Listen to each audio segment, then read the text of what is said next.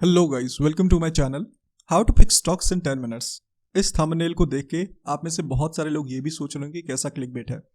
But अगर आप बस एक मिनट ध्यान से सोचे तो वाकई आप अच्छे स्ट्रैटेजीज के साथ आप 10 मिनट में अच्छे स्टॉक्स चूज कर सकते हैं, बशर्ते आपको अपना रिस्क एपेटाइट पता हो। And we all know that time is money. जितने ज़्यादा टाइम के लिए आप इन्वेस्टेड रहोगे उतना बेटर रिटर्न, एंड कहे तो उतना ज़्यादा पैसा आप कमा पाओगे।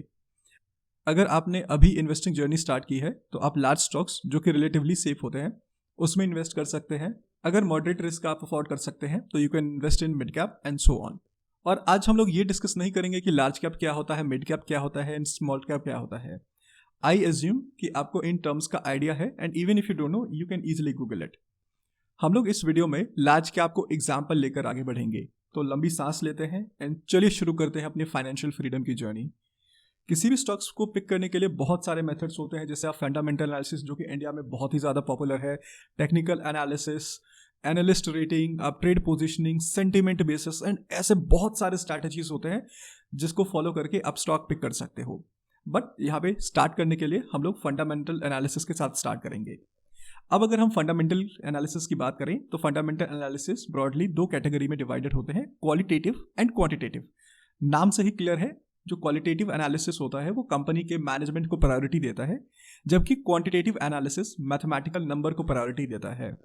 तो हमारे इस वीडियो में हम क्वांटिटेटिव एनालिसिस के साथ आगे बढ़ेंगे। एंड क्वांटिटेटिव एनालिसिस की खूबसूरती ही यही है कि आप मैथमेटिकल नंबर्स में किसी भी कंपनी के वैल्यू को फाइंड आउट कर सकते हो। आपके स्क्रीन पर एक एक्सेल शीट दिख रहा होगा और हमने एग्जाम्पल के लिए बीएसई में लिस्टेड सभी फार्मास्यूटिकल कंपनी को यहाँ पर लिस्ट कर दिया है और इन्हें मार्केट कैपिटलाइजेशन के बेसिस पे सॉर्ट कर दिया है। क्योंकि अब हम लार्ज कैप में इन्वेस्ट करना चाह रहे हैं तो जिन कंपनीज की मार्केट कैपिटलाइजेशन 20,000 करोड़ से कम है उन्हें हम लोग सेलेक्ट कर लेंगे एंड उन्हें डिलीट कर देंगे। तो हमारा फर्स्ट पैरामीटर हो गया मार्केट कैपिटलाइजेशन, एंड यहाँ पर हमें फाइनली ये 15 स्टॉक मिल गए। अब हमारा अगला पैरामीटर है PE, that is price to earning ratio. अगर हम एवरेज इंडस्ट्री को लेके चले, स्पेशली फार्मास्यूटिकल इंडस्ट्री की बात करते हैं, तो 35 से 40 के बीच में रहता है। यहाँ पर पीई को लेके बहुत सारे लोगों को मिसकंसेप्शन भी होता है कि क्या हमें हाई पीई स्टॉक को इग्नोर करना चाहिए। तो सिंपल आंसर है बिल्कुल नहीं। कुछ हाई पी स्टॉक वाले कंपनीज ऐसे भी होते हैं जो कि बहुत अच्छे ग्रोथ देते हैं और हमें हमेशा ग्रोथ फैक्टर को ज़्यादा प्रायोरिटी देना चाहिए एज कंपेयर टू पीई। हम लोग एग्जाम्पल के लिए दो कंपनी को लेके चलते हैं और दोनों टाटा ग्रुप से बिलोंग करते हैं। एक है हमारा टीसीएस और एक है हमारा टाटा एलेक्सी। अब टीसीएस कम पीई पे ट्रेड होता है, वही अगर हम टाटा एलेक्सी की बात करें तो बहुत ही ज़्यादा हाई पीई पे ट्रेड करता है। तो क्या इसका मतलब यह है कि टीसीएस के शेयर सस्ते हैं और हम उसमें इन्वेस्ट करना चाहिए, जबकि टाटा एलेक्सी के शेयर्स बहुत महंगे और हमें उसमें इन्वेस्ट नहीं करना चाहिए? नहीं, बिल्कुल भी नहीं। अगर आप देखें तो टीसीएस का generally 15 to 20% year on year growth होता है, जो कि उसके लो पीई के लिए जस्टिफाइड है, राइट। वही अगर हम बात करें टाटा एलेक्सी की, तो टाटा एलेक्सी की अगर आप प्रीवियस ईयर के ही अगर रिजल्ट्स देखोगे तो लास्ट 1 ईयर में प्रॉफिट आफ्टर टैक्स 44% का रहा है। तो दैट इज वाई ये जो हाई ग्रोइंग नंबर्स है इस पीई को सपोर्ट करता है। तो आप कभी भी ये पैरामीटर को फाइनलाइज मत कीजिए कि पीई कम है या ज्यादा है। आप पीई को definitely as a parameter use कर सकते हैं, बट पीई हर कंपनी के फाइनेंशियल हिस्ट्री को नहीं बताता है। तो उसके लिए आप एक बेटर रेशियो है जो कि पीईजी रेशियो है, जिसके बारे में हम आगे आने वाले वीडियोस में हम लोग बात करेंगे। तो कंक्लूजन यही है कि हमें पी पर ध्यान रखना चाहिए, बट पी सिर्फ हमारा सोल पैरामीटर नहीं होना चाहिए किसी भी कंपनी को सेलेक्ट करने के लिए। तो हम लोग वापस आते हैं इस चार्ट पर। इस चार्ट पर हम लोग लो पी टू हाई पी के बेसिस पे सॉर्ट करना स्टार्ट करते हैं एंड कलर कोड करना स्टार्ट कर देते हैं। तो हम लोग उन कंपनीज को ग्रीन करेंगे जिनका पी 30 से कम है, येलो उनको करेंगे जिनका 30 से 40 के बीच है, एंड 40 से अबव वाले कंपनीज को रेड कलर कोड करेंगे। अब हमारा अगला पैरामीटर है डेट टू इक्विटी रेशियो। आप देख रहे होंगे यहाँ पर सब कंपनीज का डेट टू इक्विटी रेशियो 1 से कम है। तो हम लोग सबको ग्रीन कर सकते हैं या आप इवन चार्ट से डिलीट भी कर सकते हैं। हम यहाँ पे सिखाने के पर्पज से इस रेशियो को रखेंगे, क्योंकि अलग अलग इंडस्ट्रीज में अलग अलग डेट टू इक्विटी रेशियो होता है। बहुत सारी इंडस्ट्री जैसे कंस्ट्रक्शन वाले इंडस्ट्रीज हो गया, वहाँ पर डेट टू इक्विटी रेशियो ज़्यादा होता है, तो वहाँ पर वो फैक्टर, वो पैरामीटर को कंसिडर करना बहुत ज़्यादा ज़रूरी हो जाता है। बट अभी इस वीडियो के लिए हम लोग बस ग्रीन कलर कोड करके छोड़ देते हैं। हमारा नेक्स्ट पैरामीटर आ जाता है ROCE, यानी return on capital employed. ROCE एक फाइनेंशियल रेशियो है that shows if a company is doing good job of generating profit from its capital, यानी कि जिस कंपनी का जितना ज्यादा ROCE उतना अच्छा हमारे लिए। तो 1 ईयर ROCE पैरामीटर के लिए उन स्टॉक्स जिनका 30 से ज़्यादा है ROCE, उन कंपनीज को हम लोग ग्रीन कलर कोड करेंगे, 20 से 30 वाले कंपनीज को येलो एंड 20 से कम वाले कंपनीज को रेड। ऐसे ही ROCE में थर्ड एंड फिफ्थ ईयर के लिए 25 से ऊपर वाले कंपनीज को ग्रीन, 20 से 25 के लिए येलो एंड 20 से कम वाले कंपनीज को रेड। हमारा अगला पैरामीटर है ROE, रिटर्न ऑन इक्विटी, यानी कंपनी हर एक शेयर पर कितना प्रॉफिट अर्न करता है।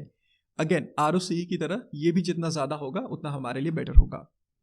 तो 1 ईयर में जिनका भी 25 के अबव ROE है उन्हें हम लोग ग्रीन कलर कोड करेंगे, 20 से 25 वाले कंपनीज को येलो एंड 20 से नीचे वाले कंपनीज को रेड। ऐसे ही थर्ड एंड फिफ्थ ईयर के लिए 20 से अबव वाले कंपनीज को ग्रीन करेंगे, 15 से 20 वाले कंपनीज को येलो एंड 15 से नीचे वाले को रेड। अब यहाँ पर दिमाग में एक क्वेश्चन जरूर आता होगा कि हम लोग 1 ईयर, 3 ईयर और इनफैक्ट 5 ईयर के पैरामीटर्स को क्यों कंपेयर करें, इतना एक्स्ट्रा काम क्यों कर रहे हैं हम लोग। नाउ इसका 2 सिंपल रीजन है। क्योंकि अभी कोविड-19 पैंडेमिक हुआ था, तो कोविड-19 पैंडेमिक के टाइम पे बहुत सारे फार्मास्यूटिकल कंपनी ने unprecedented and unpredictable growth show किए हैं। तो एग्जैक्टली एक ईयर से किसी एक पर्टिकुलर कंपनी के फाइनेंशियल ग्रोथ का करेक्ट इन्फॉर्मेशन पता लगाना इम्पॉसिबल हो जाता है। सेकेंड पॉइंट ये है कि आपके पास जितने ज़्यादा डेटा पॉइंट्स होंगे उतने ज़्यादा रिलायबिलिटी के साथ आप आगे आने वाले ग्रोथ को प्रेडिक्ट कर सकते हैं एंड उतने ही स्ट्रॉन्ग फंडामेंटल वाले स्टॉक्स चूज कर पाएंगे। तो अभी तक हम 5 पैरामीटर के बेसिस पे स्टॉक को सॉर्ट कर चुके हैं एंड हमारा अगला पैरामीटर है सेल्स ग्रोथ। आप सेल्स ग्रोथ पैरामीटर की जगह पे सिर्फ नेट प्रॉफिट ग्रोथ पर भी आप वर्क कर सकते हैं, बट इस वीडियो के लिए अगेन हम लोग sales growth as well as net profit growth दोनों पर वर्क करेंगे। यहाँ पर भी ROCE एंड ROE की तरह 1 year, 3 year and 5 year parameter पर हम लोग वर्क करेंगे ताकि हम और बेटर से बेटर स्टॉक चूज कर पाएं। तो फर्स्ट एंड थर्ड ईयर दोनों ईयर में जिन कंपनीज का sales growth and net profit growth 50% से ज़्यादा है उसमें ग्रीन मार्क करेंगे। अब 50% जैसा बड़ा वैल्यू को चूज करने का सिंपल रीजन है कि कोविड के दौरान कंपनीज ने बहुत अच्छा ग्रोथ शो किया है, इसीलिए जो हमारा जो टारगेट पैरामीटर रहेगा स्पेशली फॉर फार्मास्यूटिकल कंपनी वो इस साल ज़्यादा रहेगा। हमारे ये दोनों parameter that is sales growth and net profit growth अलग अलग इंडस्ट्रीज के लिए अलग अलग होंगे। रीजन ये है कि कोविड के दौरान जहां कुछ कंपनीज ने बहुत अच्छी रिटर्न दी है, वहीं बहुत सारे ऐसे कंपनीज हैं जो कि लॉस में भी रहा है फॉर 1 ईयर और 3 ईयर सब्सिक्वेंटली, राइट। तो फार्मास्यूटिकल के लिए 1 एंड 3 ईयर दोनों के सेल्स एंड प्रॉफिट ग्रोथ को 50% के अबव के लिए ग्रीन मार्क करेंगे, 30 से 50 के लिए येलो एंड 30 से नीचे के रिजल्ट्स के लिए रेड। अगर हम 5 ईयर्स के सेल्स एंड प्रॉफिट ग्रोथ की बात करें तो 5 ईयर्स के सेल्स एंड प्रॉफिट ग्रोथ के लिए हम लोग 30% एंड अबव के लिए ग्रीन करेंगे, 20 से 30% के लिए येलो एंड 20% से नीचे के लिए रेड। 5 ईयर पर हमने रिलेटिवली कम वैल्यू इसीलिए सेलेक्ट किया है क्योंकि कोविड से पहले फार्मास्यूटिकल कंपनीज की sales growth and net profit growth अभी की तरह नहीं हुई थी। तो अगर हम एवरेज आउट करेंगे तो वैल्यू डेफिनेटली कम रहेगा। सो फाइनली हमारा वॉक खत्म हुआ। तो अब इन सतरंगी एक्सेल शीट का क्या करें, करना कुछ नहीं है। जिन कंपनीज में रेड कलर ज्यादा है उन्हें सिंपली एक्सेल शीट से धक्के मार के निकाल देना है, यानी कि डिलीट कर देना है। तो आप ध्यान से देखोगे तो सन फार्मा, सिप्ला, डॉक्टर रेड्डीज लैब, टोरेंट फार्मा, सिडेलिया health, Lupin, GlaxoSmith, Pfizer and Abbott India, इन सब में रेड पैरामीटर सबसे ज्यादा है। तो we will delete all this companies from our sheet. So we are left with 6 companies. हमें 6 कंपनीज मिल गए हैं, Divi's lab, Gland Pharma, Alkem lab, Aurobindo Pharma, Laurus lab और IPCA labs, Ipca labs. Now अगर हम एल्केम लैब्स की बात करें तो अगर सेल्स ग्रोथ आप देखोगे तो वो रेड कलर में है, तो हम लोग इसे भी डिलीट कर देंगे। अगर ऑरोबिंदो फार्मा की प्रॉफिट ग्रोथ की बात करें तो वो भी रेड में है एंड हम उसे भी अपने शीट से डिलीट कर देंगे। सो फाइनली हमें हमारा 4 टॉप कंपनी मिल गया।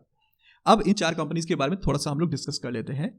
नाउ अगर हम डिवीज लैब की बात करें तो 2 नेगेटिव पॉइंट है कि इसकी जो PE है वो इंडस्ट्री PE से ज़्यादा है एंड 5 ईयर अगर प्रॉफिट ग्रोथ की बात करेंगे तो वो बहुत ज़्यादा नहीं है। अगर हम पॉजिटिव पॉइंट्स की बात करें तो ये जो कंपनी है डेट फ्री कंपनी है एंड अगर आप पास्ट इक्विटी रिटर्न्स देखोगे तो पास्ट इक्विटी रिटर्न्स में इसने बहुत अच्छा परफॉर्म किया हुआ है। हमारा अगला कंपनी आ जाता है ग्लैंड फार्मा। ग्लैंड फार्मा की बात करें तो वो नवंबर 2020 में ही लिस्ट हुआ था एंड अभी तक शेयर ने ब्रेकआउट नहीं दिया है। सो आप इस कंपनी को अपने रडार पे जरूर रख सकते हो। अगर हम लॉरस लैब एंड एप्का लैब्स की बात करें तो दोनों ही कंपनीज के पैरामीटर्स बहुत अच्छे हैं एंड आप क्वांटिटेटिव एनालिसिस के साथ क्वालिटेटिव एनालिसिस कर सकते हो, जिससे आपको पता चलेगा कि इन दोनों में से कौन सा स्टॉक बेटर है। हम लोग क्वालिटेटिव एनालिसिस की भी वीडियो लाने वाले हैं जल्दी ही, तो उसमें भी आपको पता चल पाएगा कि आप परफेक्टली कैसे क्वालिटेटिव एनालिसिस भी कर सकते हो। Secondly, I am not saying कि आप इप्का लैब्स को चूज करो या डिवीज लैब को चूज करो। तो फाइनली जो हमारी ये जो टॉप 4 कंपनीज हैं, आप इन टॉप 4 कंपनीज में से किसी भी कंपनी में आप इन्वेस्ट कर सकते हो अपने क्वालिटेटिव एनालिसिस के रिजल्ट के बेसिस पे। आई एम नॉट सेइंग कि आप डिवीज लैब में इन्वेस्ट करो या इप्का लैब में इन्वेस्ट करो, ये कोई स्टॉक रिकमेंडेशन वाला वीडियो नहीं है। यहाँ पर मैंने आपको एक प्रोसेस, एक स्ट्रैटेजी बिल्ड करने का तरीका समझाया इस वीडियो के माध्यम से। एंड आप इस स्ट्रैटेजी को सिर्फ फार्मास्यूटिकल कंपनीज में ही नहीं बल्कि हर एक सेक्टर में, हर एक शेयर को पिक करने में आप यूटिलाइज कर सकते हो। Again this is not a stock recommendation. आप अपने risk appetite and sector analysis जरूर करें किसी भी स्टॉक में इन्वेस्ट करने से पहले। तो आपको इस वीडियो में अगर कुछ नया, कुछ अच्छा सीखने को मिला तो subscribe, press that bell icon so hardly that your screen breaks. And हम लोग ऐसे ही यूनिक एजुकेशनल वीडियो लाते रहेंगे जिससे आपके फाइनेंशियल जर्नी में हेल्प हो। Your support definitely help us to do better and motivate us to bring such amazing contents for you. Stay wise, stay invested and grow rich.